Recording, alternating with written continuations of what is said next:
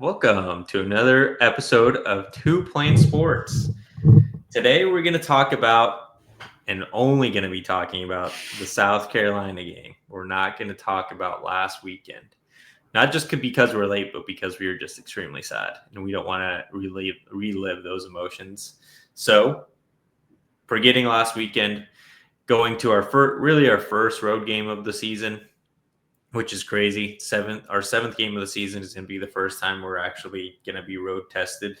So hopefully we've got some good stuff ahead.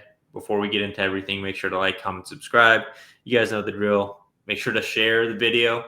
Kind of get more people come to the channel, chatting about OU football, haters, lovers, whatever you are, just come chat with us. All right, Emily. So we're not talking about last week. Remember that. Oklahoma's got a test against a very feisty South Carolina team. They're 3-3, but we are going to South Carolina. They are a hard team to beat when they're at home. Do you expect the Sooners to bounce back and get back to what we all thought they were before the Texas game? Yeah, I think going into this game, I mean, obviously you don't like to see your team lose in a pretty bad way. And by that, I mean, like, when the other team has a really great game, maybe their best game of the season, and then you have maybe your worst game of the season. You always hate to see that. And it makes you lose a little bit of confidence, I think. But going into South Carolina, before we hopped on here, we're just kind of comparing some of the stats. Like, it is a winnable game, and that's just this next week. And then, like, it's not over. One game is not over, especially in a 12-team playoff format. Like, we're far from over. And I also like that it's an early game going to South Carolina. I think that's going to help us a lot. I think I'm still very confident in our defense. Obviously, last week we didn't see an offense that looked like we thought they did. I think in some ways, like John Mateer getting back out there 17 days post surgery, it's kind of, I think you can toss up, like, was that the best decision? I don't know. Like, obviously he wasn't fully healthy, and had a pretty rough game. That being said, though, another week to get healthy, regroup, and take the back half of the season, and just run with it. Yes, we have a tough schedule ahead, but just winning one game at a time and just like pounding after it. But with South Carolina coming up, yeah, no, I think it's a very very winnable game. I think our defense will match up with their offense pretty well, and I think that they can handle them, just like they've handled Auburn and Michigan.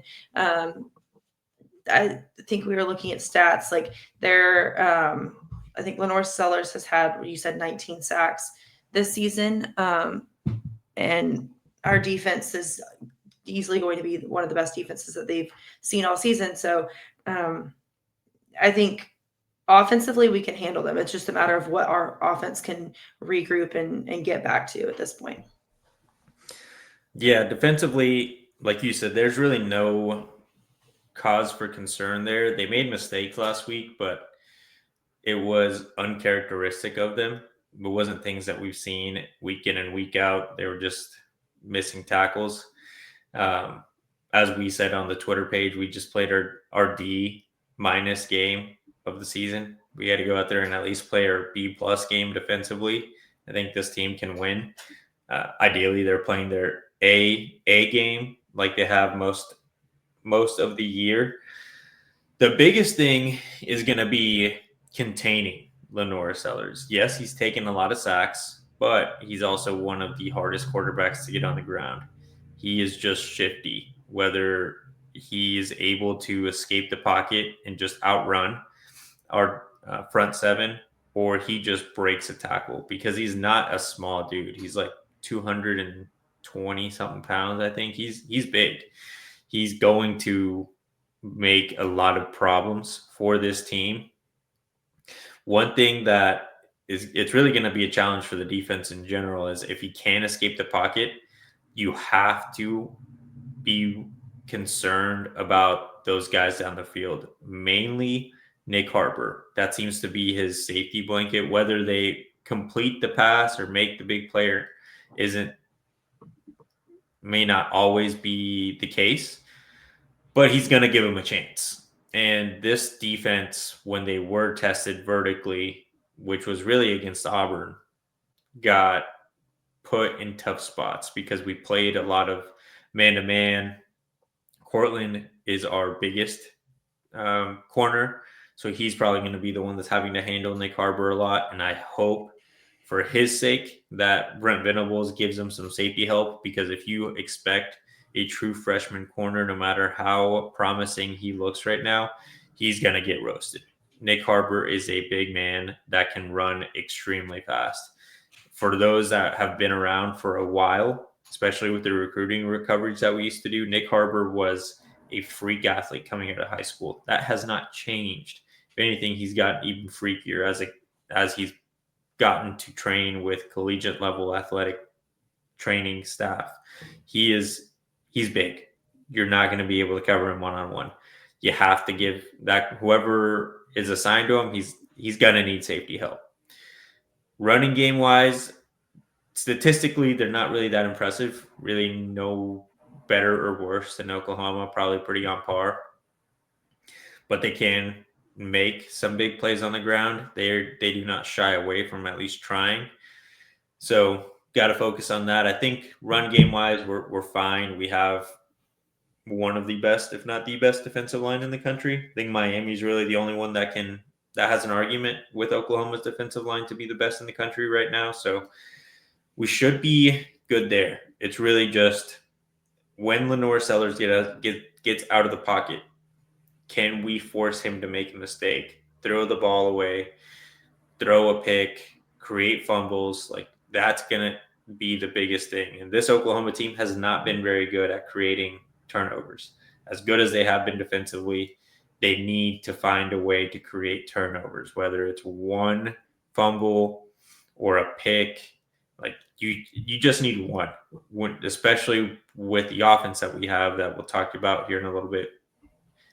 You need at least one to negate whatever the offense is going to do, because they're a guaranteed one turnover a game team. Sometimes three. Right now. Sometimes three. Not all the time. Hopefully not all the time. Go ahead, Emily. Talking about the offense, what do you think you're going to see? Hopefully a different team than we saw last week. Plays need to be made, and that just did not happen. Like, mistakes were made. And I hate to keep going back to John Mateer, but like, I would just really hope that it comes down to like, he just wasn't ready yet. Because I know that like the timeline of recovering from the surgery is relatively short, 17 days short. I don't know. Given another week, you're sitting around like 24 days, if I can't do math that well, but so this is a guy that like was having Heisman talks for the first 4 or 5 weeks of the season. So like, we just got to see it. Like, and even in his post-game presser, like he said, he's like, I just didn't play well. Throwing 3 picks cannot happen in any game, so it just like the accuracy, the playmaking, it just has to be there, and I swear, I feel like we can't ever field a good defense and a good offense at the same time in the same game. Like, it just seems like it's been like that for years. And I know we were talking with Brandon in the group chat too, of like, Coach Venables is like, oh, defense, and that's great. But I love to see a great defense fielded, and I think we've accomplished that. Like, we're ranked like one of the best defenses in the country right now. The offense needs to start taking some accountability and like score some points.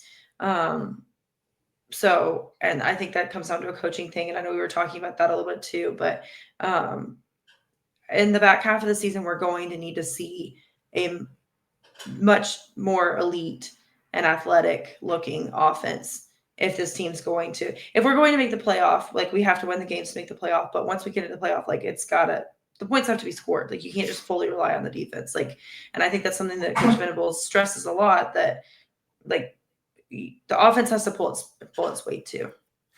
Yeah, and this is the first game where it was really an issue, even in like the Auburn game, for example, because that was still a relatively close game. Did we get a couple breaks? Yes, but at the end of the day, the refs were bad all over the place. Oklahoma's offense was able to do enough, though, and that's just what they weren't able to do versus Texas. I don't think that's going to be a regular thing. I do think that John Mateer wasn't quite ready, and I was surprised that Brent Venables even gave him the opportunity to play.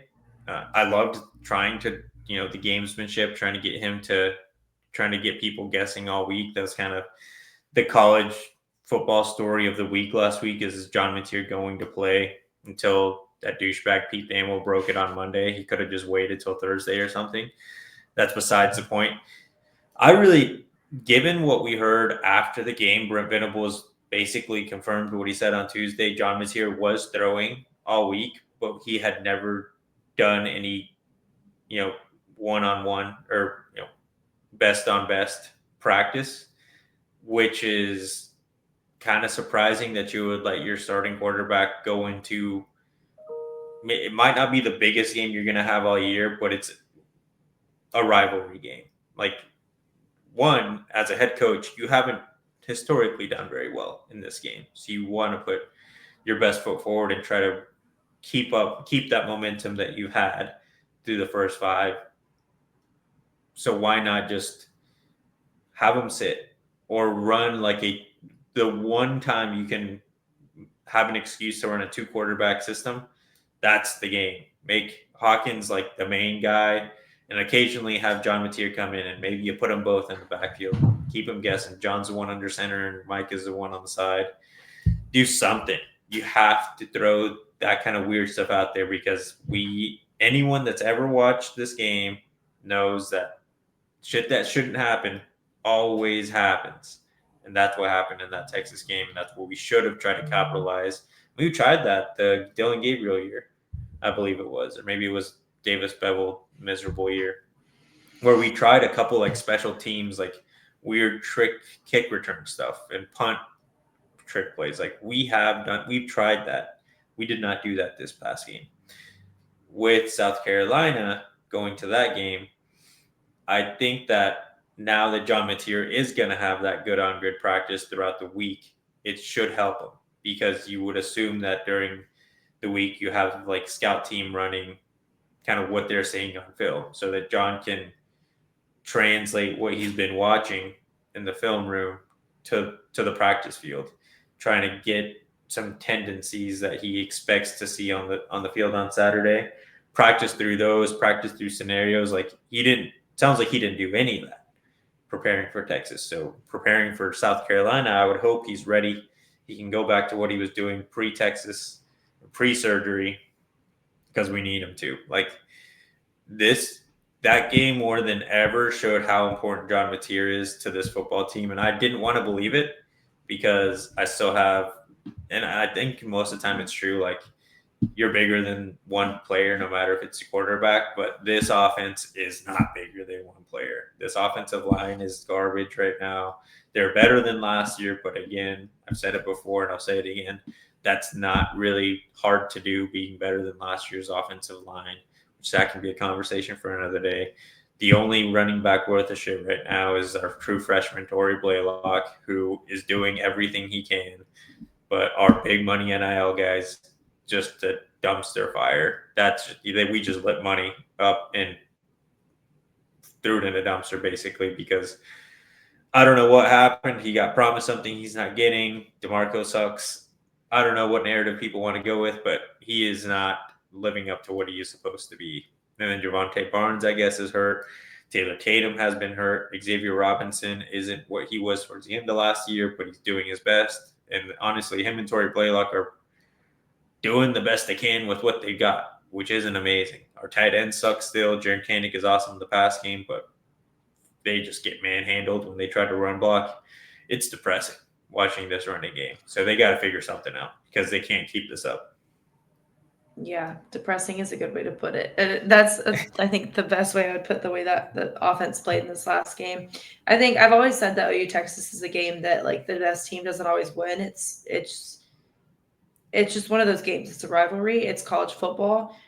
I think you'll have that in any. I mean, obviously, like I will be one of the first to say I think it's OU Texas is one of the best rivalries in college sports. But I think any other game, like you're going to have those crazy things happen.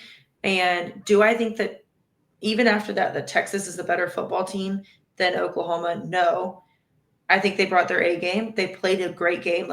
It's easily Arch Manning's best game. Like he was making plays. He was doing what John Mateer should have been doing, but he hasn't played like that all season. And I think I said to y'all in the group chat, like it's going to be interesting to see how they finish the season, how they play going forward, because obviously they dropped that game to Florida. They looked not good. They haven't looked very good in any game.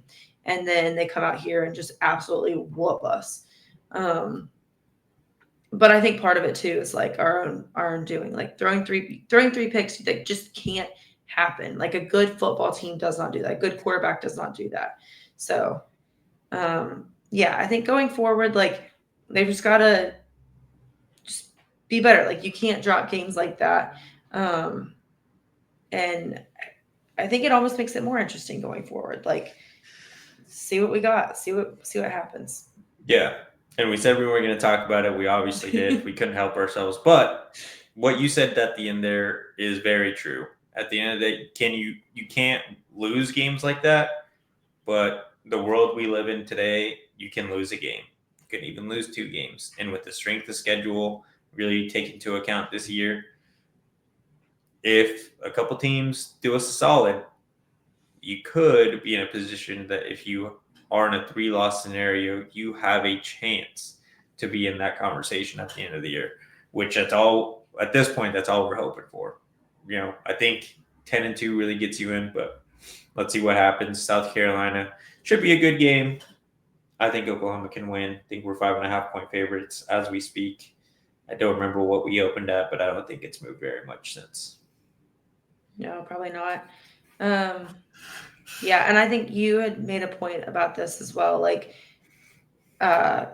start out the season, Alabama lost to Florida State, and they kind of the same way. Like, you have a loss on your record, pick it up and go. Like, let's go. We got football games to play. You can't dwell on it. And now Alabama is looking great. Like they're going.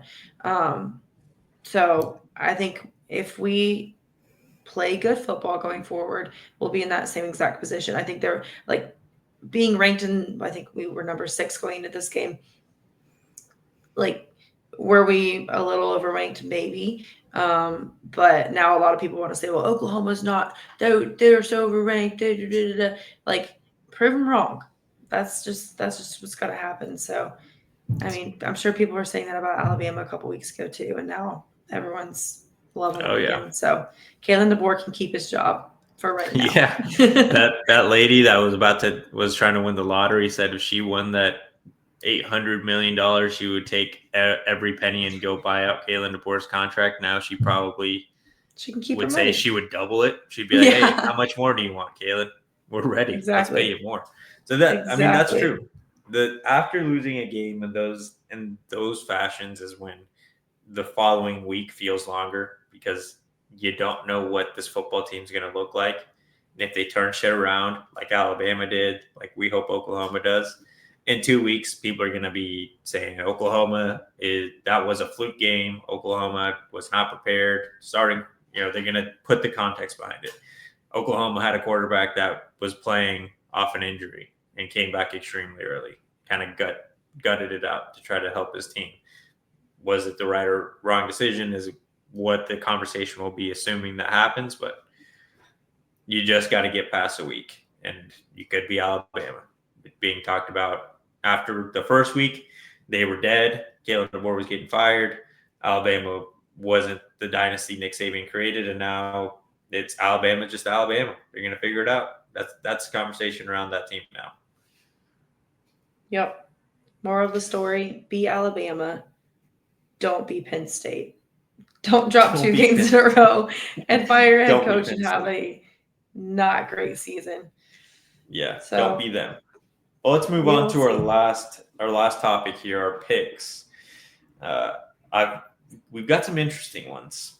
You want to start with Brandon's, the virtual one he submitted to the ticket? Yep. So Brandon likes Vandy money line against who do they have this Against week? LSU. LSU. Okay. It's at home. Vandy is at home. It's a noon kick. Yep. It's money line. Interesting decision. But I will say last week we all contributed to our loss, but the Auburn pick did not hit. I will just say. Yeah. So Brandon's getting a little crazy on us. Brandon is not on a heater. And he's standing by it too, because I asked him if he's sure, and he said absolutely. What's your pick, Emily? Mine is A&M. A&M minus 7.5. I was gonna say money line, but I think they're gonna handle Arkansas. If we can get it 6.5, I'm gonna try for that because good call. That feels better. We've been burned. 6.5, 7.5. I'm gonna take the spread on that one. I think Arkansas kind of had a little bit of a fluke game last week with coming off of firing their head coach, and they played Tennessee pretty close for pretty much the entire game. I don't think they're going to do that with A&M. A&M's kind of hitting their stride right now. Like they're looking good. They haven't had a game yet where they look like they're like faltering. They haven't had a last week like we did. So as long as they can keep cruising, I think they can handle it. What's your pick, Hose? We're gonna find ourselves cheering for the Aggies later this year because that could be one where Texas could become a 3-loss team. That'd be awesome. My pick is going to be controversial for this fan base.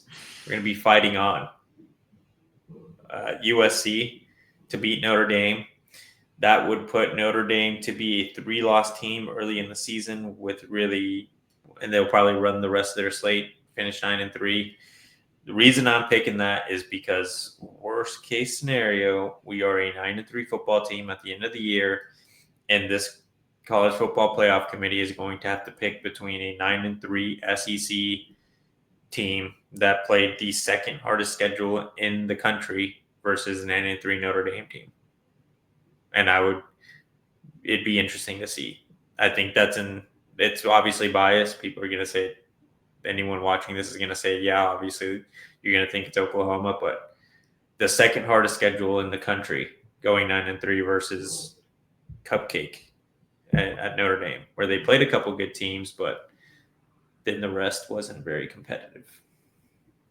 Yeah, and I think something else to note too is Notre Dame, if they lose this game, that would be awesome for us. They have pretty much, like you said, a cupcake schedule going forward. They have Syracuse, Pitt, Boston College. Like that's what they have left. So if they lose this game, yeah, sure, they can win out, but then they're sitting still at 3 losses. Not much of a resume to talk about. And I like that pick a lot. I think that would be good for us. All right, so to wrap that one up, we have Vandy money line against the Tigers. A&M minus 6.5 is able to get that against Arkansas. And USC, you want money line, right? Money line, yep. All right, USC money line. So that is the winning bet slip this week. Let's do it. To win some money. Cross our fingers and pray. It's going to happen. All right. It's got to happen at some point. That's true. Any final thoughts before we wrap it up? No final thoughts. Let's just go beat this next team. Let's do it. Keep it rolling. Thank you all for watching. We'll see you next time.